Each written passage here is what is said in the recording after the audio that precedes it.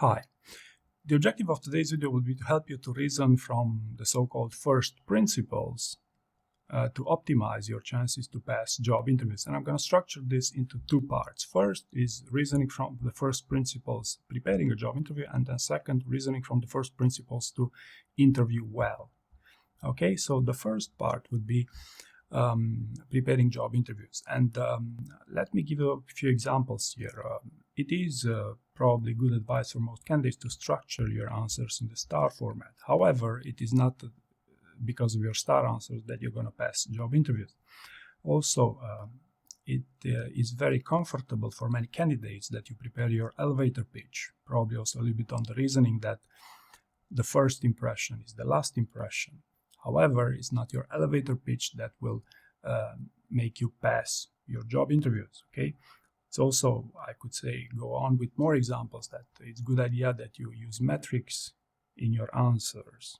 However, it's not metrics that will make you pass your interview. So you can see there's all types of reasonings. You know, I forgot to mention AI or AI agents, even to help you to improve your answers. But if you look at all the examples that I presented to you so far, they all have one thing in common. They all have a root element that I believe is the main thing you should take into account preparing a job interview. That would be your stories. Okay, so your stories is what drives answers in the STAR format with metrics, rewarded with AI if you prefer, so using AI agents and whatnot. Okay, even your elevator pitch boils down to preparing a great story around that, right? So this reasoning from the first principles boils down to preparing great stories, okay, for the purpose of passing job interviews. Now, how do you achieve the goal of preparing great stories? Well, it's both a quantitative and a qualitative approach, right?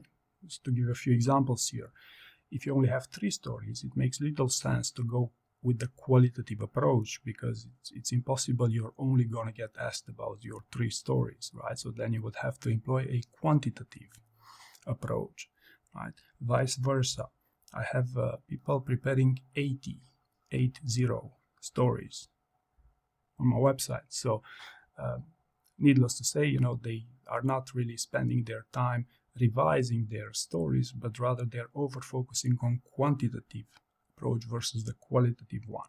Right, so long story short, reasoning from first principles to pass job interviews means having great stories and preparing a story bank, which is the result of a quantity and a qualitative approach, right? This is what drives success for this part. Now, the second part, when I talk about here, would be during actual job interviews. What drives success in passing job interviews?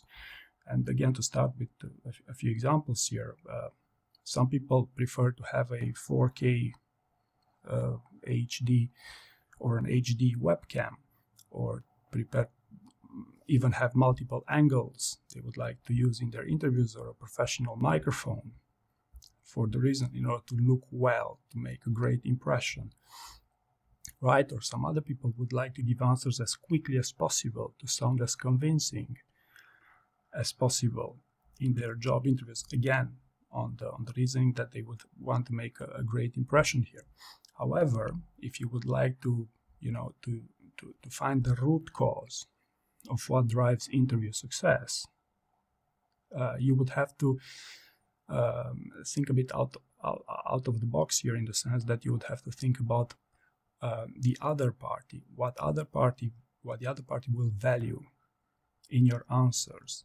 Okay, what drives success when you give a great answer for the other party? Well, you give them what they want to hear. Okay, so maybe it's a bit of exaggeration, but what I'm trying to say here is that there will always be a reason at why an interview question gets asked in a job interview. And if you focus on why a question gets asked, chances are you're going to give them what they actually want to hear, versus, you know, making a great impression with things such as a professional microphone or a professional video, or you know, with great reactive first answers. Okay, so to give a number of examples here, the classic one I like to give as of recently would be, tell me about the time when a service or product was already receiving great customer feedback, but you decided to do more.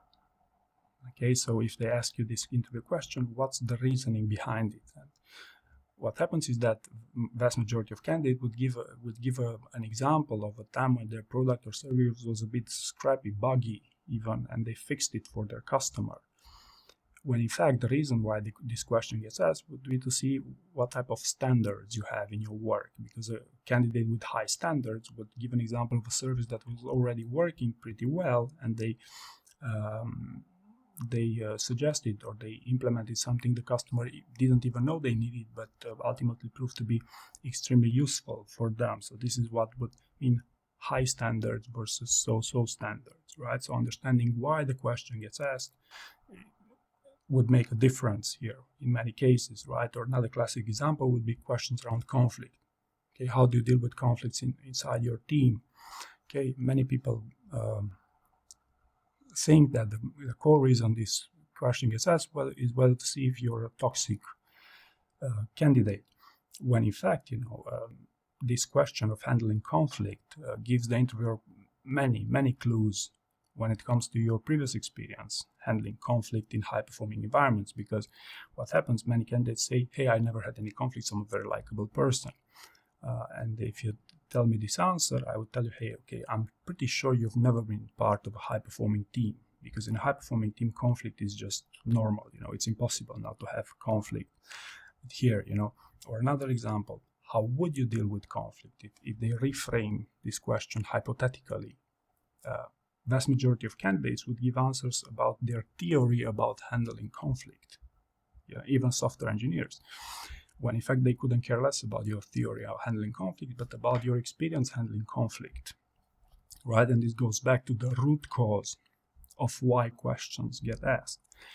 This is also what's called listening skills when it comes to passing job interviews. Okay, so long story short, it's about having a great qualitative stories for your interview and listening skills if you want to reason from the first principles to pass job interviews. So I hope you found this useful, and thank you very much for watching.